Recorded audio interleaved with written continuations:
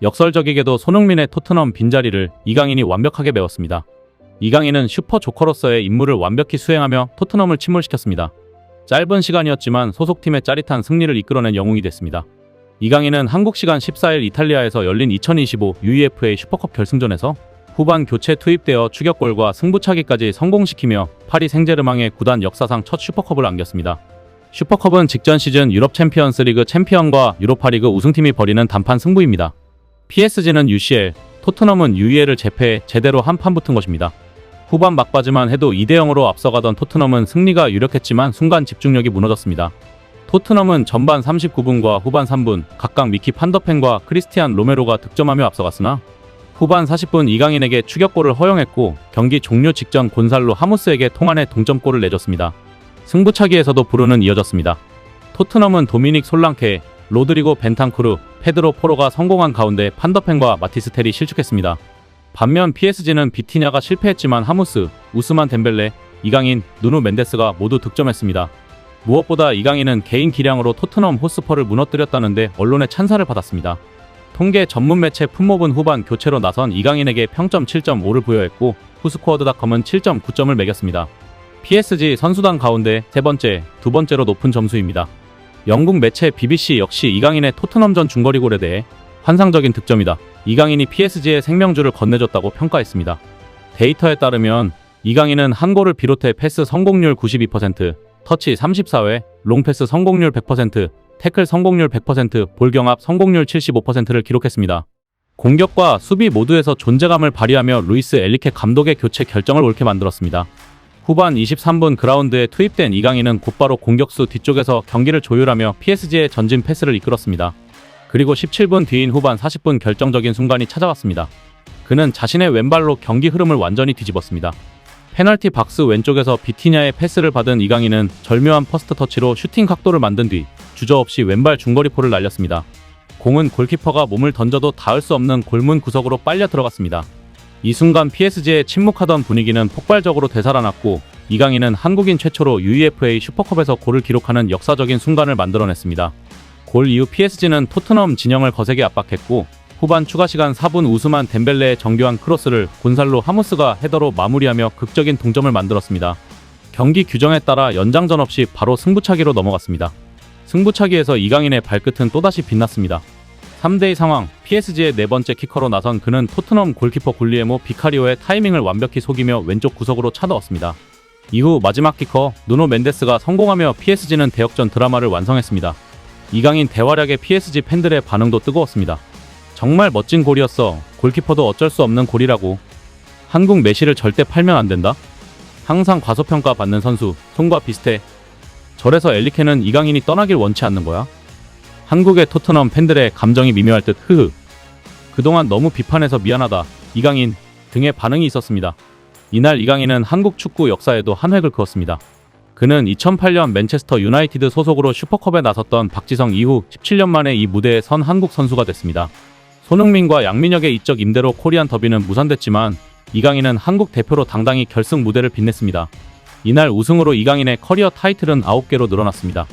발렌시아 시절인 2018에서 2019 시즌 스페인 코파 델 레이 우승을 시작으로 PSG에서 리그1, 쿠프 드 프랑스, 트로페 데 샹피용, 챔피언스리그 그리고 이번 슈퍼컵까지 제패하며 유럽 정상급 커리어를 쌓아가고 있습니다.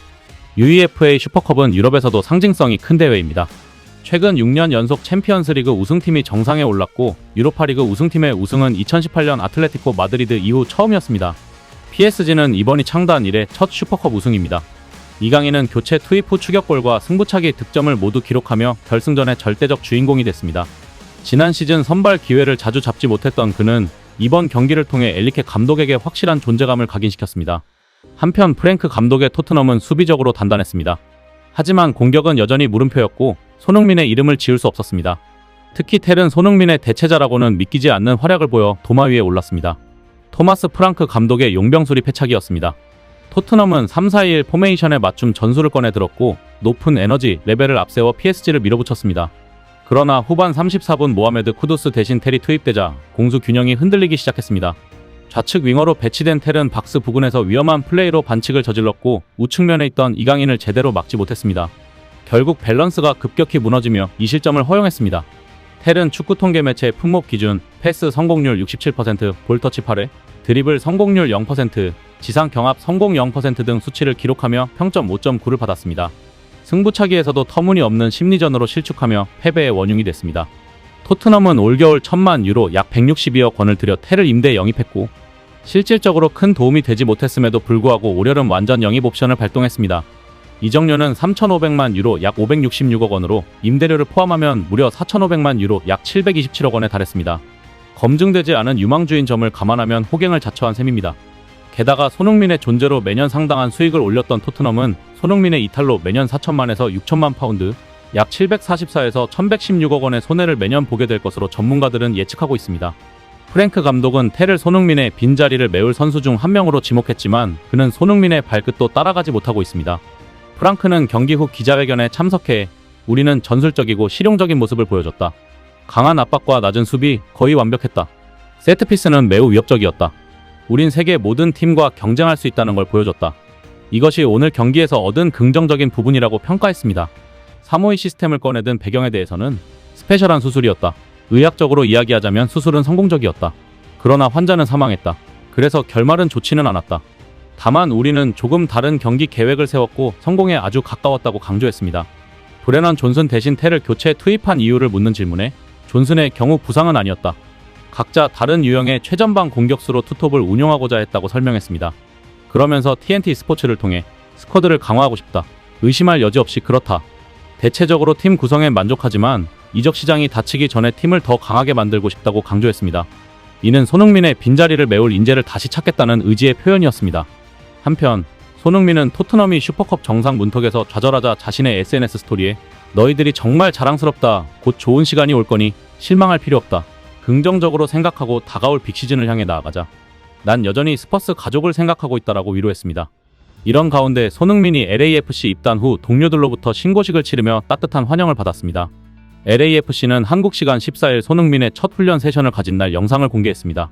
스티브 체룬돌로 감독의 연설로 영상이 시작됐고 체룬돌로 감독은 늦가기 신입생 손흥민을 소개하며 LAFC 선수들에게 그를 환영해 달라고 말하면서 박수를 보냈습니다. 과거 분데스리가에서 맞붙었던 시절 에피소드도 유쾌하게 풀었습니다.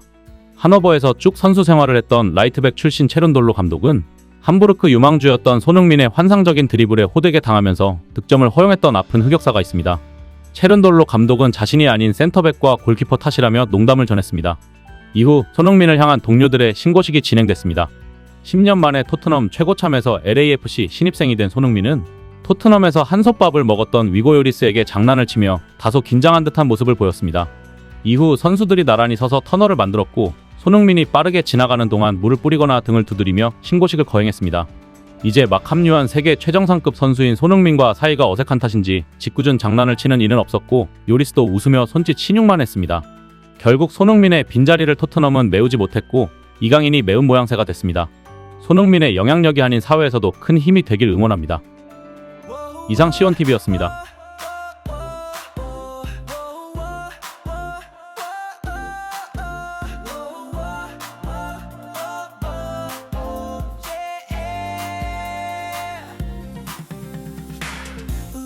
빛이다 세상을 비춘다 한마음으로 외쳐 진실을 향해 시온TV 함께라면